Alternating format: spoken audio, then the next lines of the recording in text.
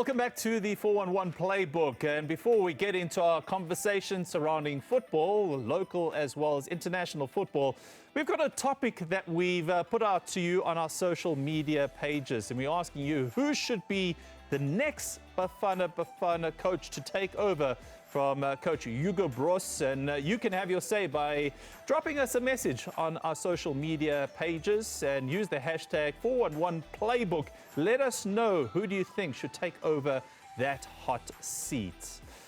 Now, one of the major talking points this week was the off-field story with regards to FIFA abandoning plans to sell a 20% stake in its proposed commercial arm. Now, FIFA Forward Enterprise, there was the enterprise that they wanted to sell some of that 20% stake in. After strong opposition led by Uefa, their 55 members, they decided to abandon it for now. Now, it would have created a huge rift in world football if this had gone ahead. Well, the deal was expected to raise more than $4 billion to fund global football development, but the critics warned that this was going to be disastrous for the sport.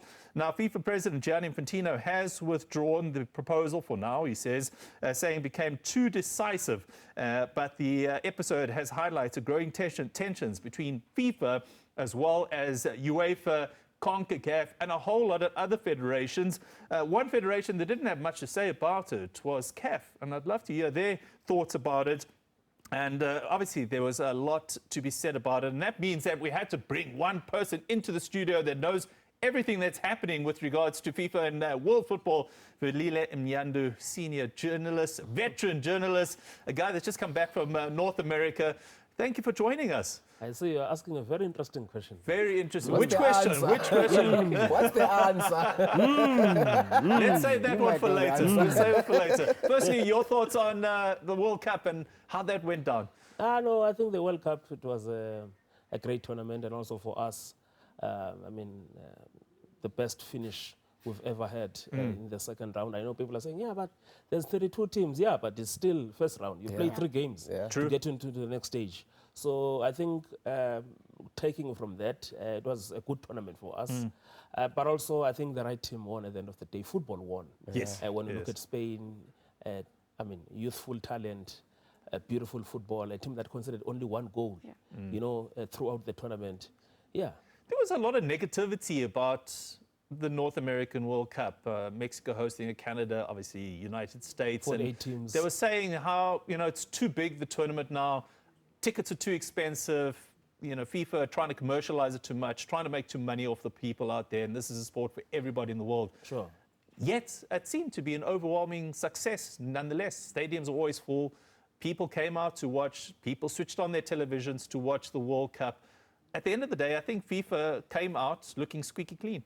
Look, hence now you are seeing some crazy ideas after the tournament, because FIFA made their money. The stadiums, as you say, they were packed, and also just commercially all around. Yeah. I think this has been one of the most profitable, if not the most profitable World Cup for FIFA. And you have to go back to World Cup '94, also in terms of the returns when it comes to the ticket sales as well. It was just crazy, though, flying around those 3 different countries, especially the 2 trips we made from Mexico to the US, Mexico back to the US again.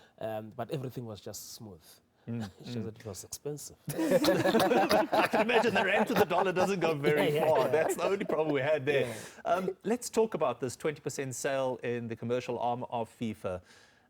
Gianni Infantino had this crazy idea, but I'm sure that was fed in from somewhere else, how to make almost $4 billion in revenue.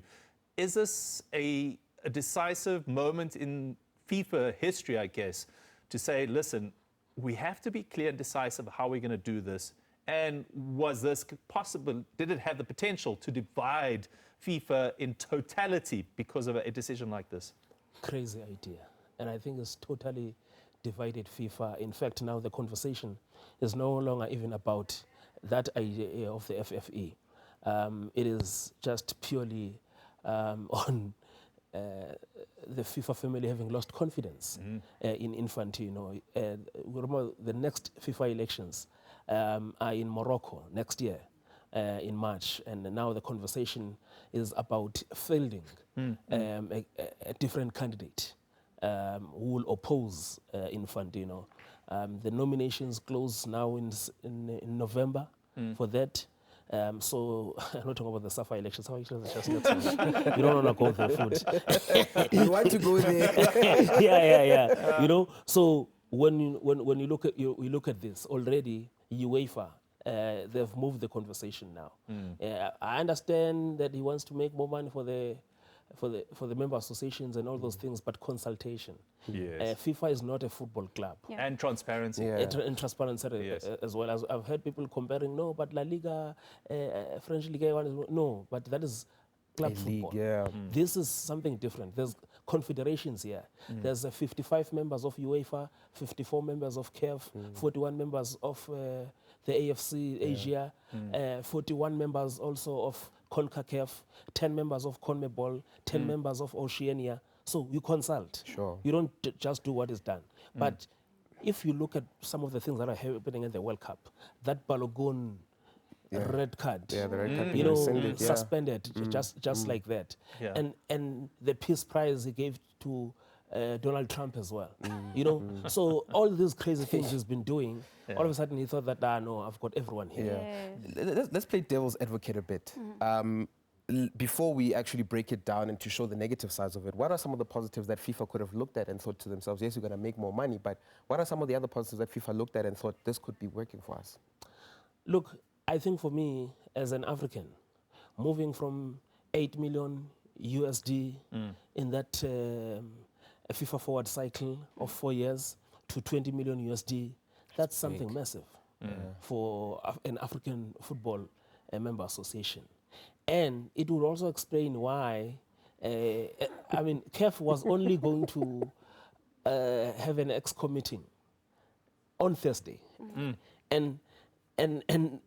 But they've since been overtaken by events because now FIFA has pulled this thing because they can see they don't have support, you know. But also CAF was taking a non-aligned Yes. approach. You know, the president comes from South Africa. And he comes from a movement that practices non-aligned. When you look at South Africa's, for instance... Politics and sports always go hand in hand. Palestine, Iraq, and all those things. Yes. You know, but also, there's a misconception that CAF president and FIFA president are this close. I am really not sure. Do you think Patrice Motsepe is also thinking about the top spot? He had been approached, that I can confirm. He had been approached by people from UEFA a long time ago. And I don't know where he stands about it, but he had been approached. But I think relations between CAF and FIFA soured a bit because President Motsepe defended the Somalian referee who couldn't enter the US. That's right. Omar. And they entered into an agreement. They had already entered into an agreement with UEFA. And remember, Omar is going to officiate The Super Cup. the Super Cup. Yes. In the UEFA Champions League and the Europa, you know. So that didn't go down well with Infantino. So but I have a question here, Velile. What does then means in terms of like decision making if we have this enterprise thing go ahead? Does it mean that people that were not initially part of FIFA now have a hand in making decisions as to how things pan out moving forward? Exactly. Now, remember, so it was more like they are going to create a commercial arm. Things like the World Cup tickets, broadcast rights of the World Cup, how many games do you play, and all these commercial elements that have got to do with the World Cups. And Hydration exactly. breaks. Now, all of a sudden, those things are no longer going to be decided wholly, entirely by the football family. You will have some extra hands, commercial hands, deciding this. And this is where the other confederations are putting a stop. Velile, before we go to a break, and we're just going to wrap up this World Cup conversation before we touch on something else after the break, the expanded version of the World Cup in 2030 to 64 teams. It's going to be massive, being hosted in no less, is it 5 countries in total? Because I know obviously six countries. 6 countries. Yeah. I mean, Morocco, Portugal, Spain are there, and then they're still taking the centenary celebration around it to other countries in South America as well. do you think it's just too big at the moment, or do you feel that 64 teams is justified and it's a big celebration just of the 100th anniversary of this?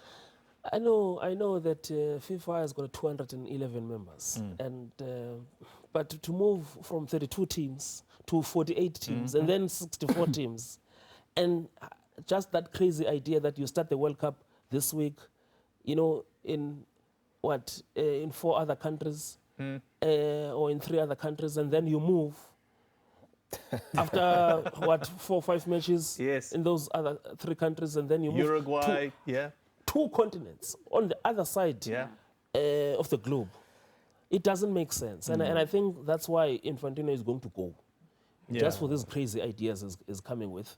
And also, I think another issue is the deadlines that they had put for all of this. He had put the 15th of August. Which is in 2 weeks' time. Yes, in 2 weeks' time, to decide on the on the 64 teams. Sure. Oh, And wow. he had put the 19th of September to decide on this FFE. So I think just the pace he was moving with. That's quite incredible. Yeah, it is crazy times indeed. What's going to happen at FIFA? Well, we'll find out. And Vilele kindly packed it out for us. But afterwards, we're going to be chatting about Bafana and Hugo Broos, who has graciously led the national team for the past 5 years. He's bowing out and he says adios to South Africa on a very touching note. Stay with us. After the break, we'll touch on that and a whole lot more.